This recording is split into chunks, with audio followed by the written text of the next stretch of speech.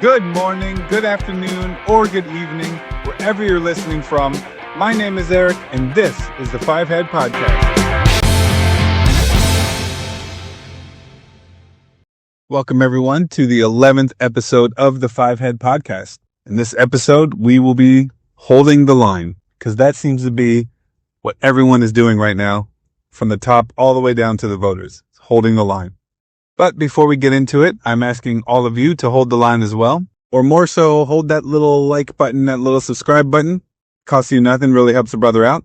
And if it's your first time listening to the podcast, check out episodes 1 through 10 on YouTube at Middleview Media and on Buzzsprout and Spotify, wherever you get your podcasts at Five Head Podcast. So let's get into this, because the deepening divide that I've been talking about for the last few episodes is showing its face more and more and more every single day. The government's been shut down for coming up on 2 weeks now. And at first I believed this would only last 1 to 3 weeks. And now I'm starting to wonder how long the shutdown could go. And both parties are holding the line on their stance on the shutdown. And it's fascinating to me because it goes to the deeper divide that I've been talking about for the last few weeks. No one cares anymore about compromise or being moderate. They are holding the line without care. And our leaders and elected officials can do that because the voters who put them there want them to hold the line. So a few days ago, I put out a post on every social media I have. It was a would you rather post. And I asked, regardless of political affiliation, and you don't even have to identify what your political affiliation is, would you rather A, your side give in to the other side's demands so the CR can be signed and the government can reopen? Or would you rather B, hold the line even if it means a long-term government shutdown? And I got all kinds of comments. It was kind of the most comments I've ever gotten on any kind of social media post, but I just mean collectively through like YouTube and TikTok and Instagram and X and all that stuff. Collectively, I got more comments than I usually get from any given post. And not a single person chose option A. Not a single person was like, you know what? We can work all this out for the budget. As far as this CR goes, I just wish my side would give in to the other side to get the government back open. Not a single person. Every single one chose B. Now, a lot of people chose B and then blame the other side depending on what side they're on. But either way, nobody chose A. And it's funny to me because the emotional aspect of the argument of this continuing resolution and the overall budget is that our federal employees are not getting paid. Our military is not getting paid. So that's the talking point from both sides as they blame them for the reason for the shutdown. So people do care about the government being shut down as far as employee paychecks go and certain government programs having to be on pause. But they don't care enough for their side to give in just a little bit to the other side. And that's what I mean by holding the line from the top down. The last few weeks, all the big things that have been happening revolve around this deepening and staunch divide between the two ideologies in our country. And it's fascinating to watch. So Republicans are holding the line. They're saying Democrats are trying to sneak in $1.5 trillion of spending, claiming that the vast majority of that is going to healthcare for illegal residents and for things that just the ideology doesn't agree with, like gender affirming care and that type of stuff. So they're holding the line. Their claim is that if Democrats care about the government reopening, they'll sign off on the CR and will work out everything for the budget. Democrats are claiming that their only reason for adding $1.5 trillion in spending is to make sure that the ACA tax credits don't expire in November. And they're holding the line on that. And both sides are being called out, and both sides just do not care. It's absolutely crazy to me. There's no more even attempt for compromise or moderation. And because of that, we may actually see a pretty long government shutdown. So what happens to certain programs when the government's shut down? Like, we understand that once the staggering between the pay periods and the paychecks reaches a full cycle, that paychecks will stop coming in for federal employees. That's always used as one of the main arguments to hurry up and find a way to compromise on a budget or a CR so people can get paid again. But now the talk is going deeper into what about certain government programs that are going to start running out of money? And both sides are still holding the line. So Democrats are saying exactly our point. These things are going to lose money, so we need to get the government open, and this is the Republicans' fault. If something like WIC loses funding, we're going to use it politically to blame the Republicans, even though the Democrats didn't sign off on the CR either. But Republicans are now holding the line when it comes to specific government programs. Trump has specifically said that these programs are going to run out of money, and that is okay. The kind of social programs that are mostly supported and funded through Democrat additions to the budgets and the CRs, he's willing to let run out of money in order to hold the line. And the reason why he's willing to do that is because most GOP voters have been groomed over the years to believe that these programs are just a waste of money. They're not really helping anyone. They're being taken advantage of, and they need to be defunded anyway. Or at least they need to be strictly funded because they're being taken advantage of in such a terrible way. Then when trying to acknowledge that people benefit from these programs that actually need it, like WIC, Trump has gone on a completely different direction now, a direction that is picking up support from congressional GOP and from GOP voters. He wants to use the tariff revenue to fund the absolutely needed programs like WIC. And this goes into a completely different discussion, again, on ideological lines, because I never understood how some people can be against raising taxes on corporations, but supportive of tariffs, which is essentially raising taxes on corporations. And I never understood how people can be against tariffs, which raises taxes on corporations, but completely support the idea of raising taxes on corporations. All the same thing. If costs for a corporation goes up in any way, their prices are going to follow. So you have people that are like, we need to raise corporate taxes because they're rich and they're barely paying anything. And that'll help out with money at the government that can pay for the benefit programs that people actually need. And tariffs essentially do the same exact thing. And it's a huge complaint. The idea of using tariff money to fund WIC goes along an ideological shift in how society should be taxed and what benefits the federal government should be supplying and how they're funding those benefits. But either way, this is Trump giving congressional Republicans another way to hold the line so they don't give in to the $1.5 trillion in additional spending that Democrats want to add to the CR. Don't worry about the absolutely needed government programs because we can fund them in other ways. And he suggested using tariff money.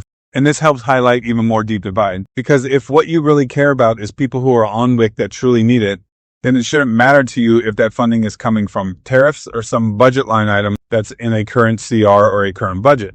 But people do. Because again, our divide is so deep that even if what the other side is trying to do is a good idea, we can't support it. You have to hold the line against it. But with Trump bragging about how much tariff money has come in, and the GOP looking at what's considered mandatory benefit programs in the budget, if there's a way to fund some of that with tariff money, that gives the Republicans all kinds of fire to continue to hold the line. And in doing so, they could tighten up on the eligibility for these things so less advantage is being taken by people who are trying to get their hands on federal dollars. So it can kill two GOP birds with one stone, lessen how much is actually being spent on these programs, and still make sure people who absolutely need it are getting what they need without adding $1.5 trillion in extra spending to the CR, to the budget. And when he said that, it had never occurred to me. I love economics and analyzing economics on a macro scale. I love discussing taxes and what the government should and should not be funding and how they should be funding it in comparison to how we did it in the past and in comparison to how other countries do it and what has worked and what hasn't. And I never once thought to myself, with this tariff money, if it can fund mandatory benefit programs, could you make the argument for lessening taxes even more across the board because it's being covered by tariffs? So it's all essentially the same thing. The only argument I would make for tariffs is that the producing country has to decide whether or not they're willing to lose market share from the U.S. consumer. So the only argument really for tariffs, which is why countries are mad about tariffs, if the price of what you're selling is too high due to tariffs, you risk losing the entire consumer market for that product. So in the immediate term, yes, tariffs will cause price hikes. But in the long term, there's a reason countries are mad when the tariff on their products is raised. If it only hurt the U.S. consumer, they wouldn't be upset about it, because they know in the long term, they're going to have to adjust if they want to keep the American consumer market, which again is the largest consumer market on the planet by far. Like, it's something like 30% of the world's consumer market is the United States alone. Anyway, again, I digress. The point I'm making is this gives another avenue for congressional GOP to hold their line on the CR. We don't need $1.5 trillion in extra spending. And we don't need to rush to open the government back up because we can make sure mandatory benefit programs are funded in other ways. And there's a long-term goal and game to that. If the people who work for the federal government for WIC are furloughed right now, but WIC recipients are still able to get needed WIC funding, how many of those employees are extra employees that are not truly needed in order to keep the WIC program going? And this is where they're holding the line as well. How many other programs could be funded, at least temporarily, through the current tariff revenue that's coming in? And it's so funny because they bragged about how much tariff revenue is coming in. And then everyone's kind of like, so what are we doing with this revenue? Some people have said they should give it back to the people in the form of a check. Some people have said, no, it should be used to help pay down the interest on the debt. But really, nothing's been set in stone as to what that tariff revenue is going to go to. And I would think Democrats would not want it going to mandatory benefit programs just for the reasons that we've talked about. Because if it is able to fund mandatory benefit programs, then that gets way more support across the entire country for tariffs.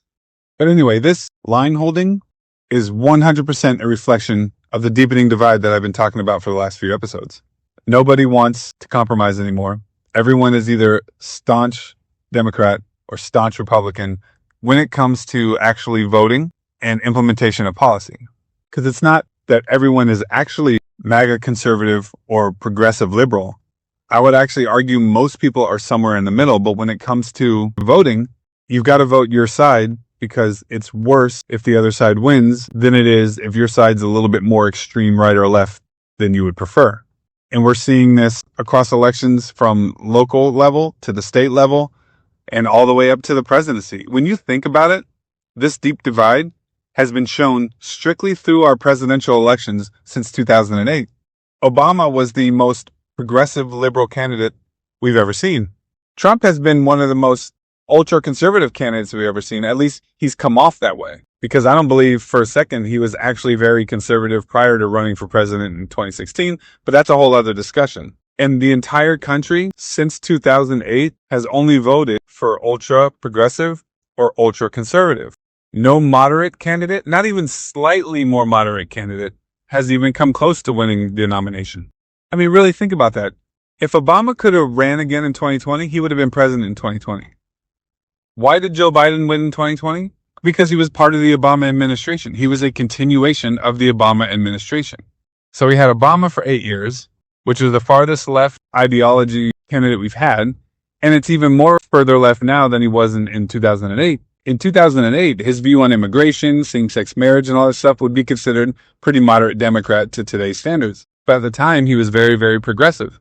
So what happened? We had Obama for 8 years, and then they did a complete 180 to Trump, and then a complete 180 back to the Obama administration, essentially, and then a complete 180 back to actually Trump himself. There's no in between there. People are not voting for the more middle ground or the more moderate candidates in the primaries. They're not voting for the more middle ground or the more moderate candidates in the state legislatures either, or the state governor races. And people will look past clear faults in their candidates in order to just make sure the other side doesn't win, because that's where our staunch divide is. Everyone believes we are at a fight for this country. In some shape or form, regardless of what side you're on, every single election cycle, from a county level all the way up to the president of the United States, you believe could be the last administration of a country held together in some way. Like, there's literally fear in people as they vote. Fear of the other side. Fear of what the country's going to become if the other side wins this one election. And because of that, everyone is remaining staunch in voting. Maybe deep down, they're not as staunch as our elected leaders would show that we all are. But when it comes to voting, even if you're not staunch left or staunch right, you absolutely have to vote for that very progressive left candidate or that uber conservative right candidate, because if not, the other side winning that election is worse. That's holding the line all the way down to the lowest level. For example, I know many people who are Democrat that support the transgender movement, but don't think biological men should be sharing locker rooms with biological women, especially at the school age level. However, when it comes time to vote, if that Democrat candidate is saying we are going to remove genders from bathrooms at all, we're just going to have bathrooms, they're going to vote for that candidate because even though they don't agree with that one thing, overall, they just refuse to be the reason that the other side wins by not voting. And that's a form of holding the line. And this is happening every single day. Actually, let me give you an example of this happening right now. I live in Alexandria, Virginia, which is just across the river from D.C. And there's an election coming up next month for the governor of Virginia and the attorney general of Virginia. And we have a candidate for attorney general who back in 2022 sent text messages saying that he would like to put 2 bullets in the head of his colleague in the state legislature who happens to be on the opposite political side as him. And then he joked about if his colleagues' family and children were to die, he would pee on their graves. And he admitted to this text, and he's still running for attorney general. I'm not saying his name or political affiliation because it doesn't matter. He's currently leading in the polls, even though these text messages have surfaced. And then there's been other things that he said or has done that is coming out now that doesn't have the proof of the text messages, but it's still showing a pattern of his kind of hatred for the other side, and he's leading in the polls. He's probably going to win attorney general. So the person who's going to be charged in Virginia with applying and upholding laws that keep people safe said and admitted to saying he'd like to put 2 bullets in the head of his political colleague because that colleague is on the other side. Now, anyone you talk to, I don't care if they're Democrat or Republican, would say that that's wrong. That that's absolutely not something you should be saying about someone you work with, especially their family. That's morally and ethically wrong, but they're going to vote for him. Because even though he said that, which is really relevant to the position that he's running for, but even though he said that, it's still not worth the chance of the other side winning. And you might have heard of this story, and it's made national news. And there are prominent political figures on the federal level who have been asked about this, who have also said, yeah, but overall, we still think he's the better candidate, opposed to the other side winning. And it's true on a political standpoint, like now that this has come out a month before the election, asking him to drop out of the race and putting someone else in there will guarantee the other candidate wins, right? Especially because mail-in voting already happened, early voting already happened. So you can't do that from a purely political standpoint, and you want your party to win. You can't do that. So you just have to accept his viewpoint on his political opposites and vote for him. I mean, that's holding the line again at the lowest level, because there was a time in my lifetime when any candidate making a comment like that would not get voted for. It would not be worth it, even if the other side wins, to put someone in that position who thinks that their political opponent should get 2 bullets in the head. The holding of the line is on all levels, and it is a product of the absolute deep divide we have on this country from the top down. Think about this. Have you realized that in your day-to-day life, with your colleagues, with your family, with your neighbors, if you and some other person don't share the same political views, we've gotten to a point now where we just remain silent about it. It used to be that, when politics is the happening thing and there's stuff going on every single day, you can talk with it about anyone you work with, your neighbors or whatever, and you would have disagreements, but you'd remain civil. But there's no civility in it anymore.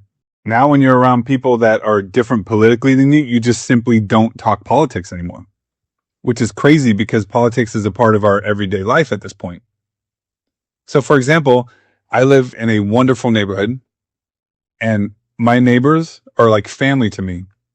I would do anything for my neighbors just like I would any of my family members. And we all get along great, and we see each other as family. Our kids all play together. We help each other out with everything. But we have a mixture of political views, and we all know that we have a mixture of political views. So we just don't talk politics, ever. And even with the major things that have happened over the last few weeks, like the government shutting down, or Charlie Kirk being killed, or National Guard being deployed in the cities, especially when we live in the DC metro area and it's happening here, these are things that online and all social media and all over the news are talked about 24/7 over these last few weeks. And when you're around neighbors and coworkers that you know is a mixture of politics, we just don't talk about it. When you're around someone who shares the same political views as you talk about it, right? You're like, did you see this? And you have the conversation. But we're at a point now, even in society, due to wanting to keep civility, that we just don't talk politics publicly anymore in our everyday lives. Even my wife and I, we have different political views in some aspects. Some aspects are the same, but some are different. So we just don't talk about it. Like if there's a funny meme or video, she'll be like, did you see this or something like that? But like the actual real stuff that's going on, the things I talk about here in my podcast, my wife and I don't even just have a discussion about that because we come from different viewpoints on some of these topics. And it's really crazy when you think about it. And it's more of a highlighting of the deep and staunch divide, because everyone knows deep down, as much as you care about your colleagues, as much as you care about your neighbors, but if you really got into a political discussion, it could lead to a ruining of the relationship. And no one's doing it on purpose. When we go outside every day and the kids are playing and the adult neighbors are outside because their kids are out there and we're all watching them and we're standing around talking, no one is saying to themselves, I need to make sure I don't bring up politics so I don't ruin my friendship. It's just subconsciously known. Out of everything we talk about, politics and what's going on in politics, it just does not come up in the conversation. And you see this in shows on TV, like Pierce Morgan or whatever. He'll try to have a Republican and a Democrat on his show to talk about something that's happening and get their view on it. And you can't have that conversation civilly. It does not happen. The divide is so deep that the intent of the conversation could be a discussion and we're all going to remain civil. But 5 minutes into those conversations, both of the guests on the show are calling each other POSs and they hate each other and you're what's wrong with the country. It becomes uncivilized. So the divide is so deep now, even in society, you just don't associate with people who are politically different than you, or when you have to, or you care about the people that are politically different than you, you just don't engage in politics. Because deep down, we all know we don't want to lose civility. But even if we try to have a discussion about politics and different viewpoints, we can end up with incivility. So it just does not happen. So if you're listening, I want you to try to think about that next time you're interacting with neighbors and colleagues and family members that you know are politically different than you. Does politics come up? Are you able to even have the conversation? If someone were to kind of accidentally hint to something about Trump or something like that, on the inside, are you rolling your eyes and being, I hope we don't go down this road because I'm going to let him have it? Right? Because you know that if you engage in that conversation, it could possibly ruin that relationship. Now, for me, it wouldn't. I accept the fact that all my neighbors, in this example that I'm talking about, and this is true, being mixture of political affiliations, does not bother me at all. And I will love them as my neighbors and my extended family as I see them, regardless of their political affiliation. But I also know there's certain things to not bring up and to not talk about because I don't want to end up with them hating me, right? I just don't want to cause that drama. And it's only because of the deep divide that we're in that we have to walk on eggshells in our everyday lives. And what's funny in turn is that the people in my life, my family and my colleagues, my neighborhood, they're all on social media every day. They're sharing their opinions. They're putting out posts and screaming into the void about how they feel. So it's not like they're not thinking about it and they're not talking about it and they're not rolling their eyes at things and they're not complaining about stuff and they're not being very vocal about where they stand left or right on any topic or anything that's going on in the news. It's just when we all get together in real life, in public, it's just not talked about. And on one hand, it's great because that's what you're supposed to do. People are different than you. So in real life, you accept the fact that they're different than you and you don't cause any trouble because of it.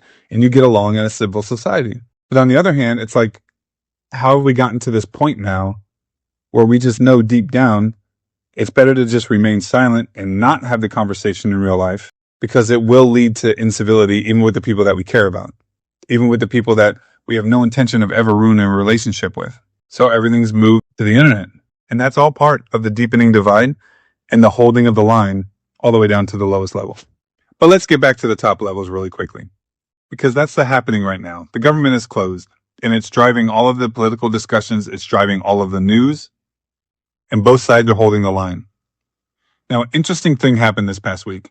I'm sure you've all seen this video now of Republican rep out of New York, Mike Lawler, confronting Minority Leader Hakeem Jefferies in the halls of Congress. They had this exchange, which normally we would just see as political theater. I still believe Mike Lawler walked up there to make a scene. The cameras were following him the whole time. It's fine. But this confrontation was real. I mean, the pure hatred between the left and right, even in the halls of Congress, is blatant. Rep. Mike Lawler goes into the halls of Congress and goes up to Hakeem Jefferies' office. So Hakeem Jeffries comes out of the office. I'm sure you guys have all seen this video by now. And they had this exchange, right? And they're arguing. And of course, online, when people are posting this video and talking about it, if you're a Democrat, you're like, Hakeem Jeffries just ate Lawler's lunch. And if you're a Republican, you're like, oh, Lawler asking questions and all Hakeem Jeffries could do was tell him to shut up. He couldn't answer anything. Fine. I don't care where you stand on whether or not you think someone won that pointless argument. But there was something Mike Lawler said. So the whole Democrat argument is we're not signing off on the CR in the Senate because we don't want the ACA tax credits to expire. So when Mike Lawler was asking Hakeem Jeffries all these questions that Jeffries wasn't answering and they were just doing this back and forth, he made a comment in there about, then why won't you sign off on this? We're extending the ACA tax credits for a year. And that kind of made me like, wait a minute. What he was referring to was not the CR that's currently in the Senate, but a new House resolution, 5145, called the Bipartisan Premium Tax Credit Extension Act. It was actually introduced by Republican Jen Kiggins alongside Democrat Tom Suozzi from New York. And Mike Lawler is considered to be a moderate Republican, so he's on board with this HR 5145. And all this would do is extend the ACA tax credits for a year. And that's a big deal, because if the Democrats are saying we're not signing off on this because we don't want the ACA tax credits to expire, here is a new CR being proposed in the House that extends those tax credits for the next year. It doesn't give Democrats $1.5 trillion in spending. However, the ACA tax credits that are set to expire this November only cost about $35 billion. So if you really care about the ACA tax credits not expiring and healthcare costs going up for people that are using those credits, then this would be a $35 billion addition that extends that for a year. The government is supposed to pass a budget every year.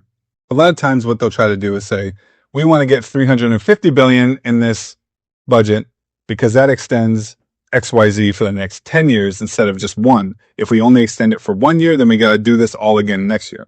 But that's what the budget is meant to be.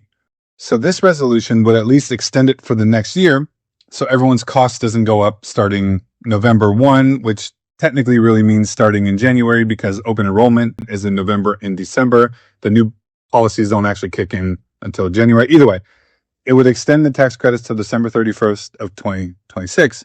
Now, Hakeem Jefferies didn't respond to that. Instead, he just kept saying, shut your mouth, don't talk over me, etc. And everyone got a kick out of that interaction. But we need to hear more about this HR 5145. Because if the Democrats are saying the only reason for keeping the government closed is so ACA tax credits don't expire, this would fix that.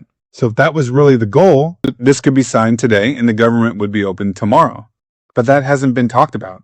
This interaction, this video, everything has been, yes, look at Hakeem Jefferies holding the line, or yes, look at Mike Lowry representing the Republicans holding the line. Did anyone listen to what was being said? I mean, you have an actual solution to both sides here, and it's just completely ignored. And that, like I said, is because we're all holding the line. Congressional Democrats are holding the line on ACA tax credits. They're holding the line on $1.5 trillion being added to the budget. Congressional GOP is holding the line. They're not letting this $1.5 trillion of extra spending in, and they're willing to leave the government shut down because of it. And as I said at the beginning of this episode, turns out from our top levels of government all the way down to the individual level of the rest of us, everyone's willing to hold the line. Everyone would rather the government shutdown continue instead of their side give in to the other side in order to get the government back open. So we'll see what happens over the next couple weeks. I still kind of believe this government shutdown is a couple week thing and it's more for political posturing. But the deeper we get into it and the more both parties hold the line and find new excuses to hold the line and new ways to make up for things that they're taking hits on politically, like WIC potentially losing funding. So now the Republicans are saying we'll just use tariff money for that. You know, we're finding new ways to continue holding the line. Then maybe I'm wrong about this couple week shutdown. Maybe this will go on longer. The last one went 35 days. This may be the longest government shutdown we've seen. And it's all because of our staunch divide and the fact that no one is willing to compromise anymore. They're holding the line. So that's the episode for today. Please let me know what you think. Comments, debates, questions, put them in the comments and I will address them on the next episode. Or you can email me at eric.middleviewmedia@gmail.com. Thank you guys for listening. 5 Head out.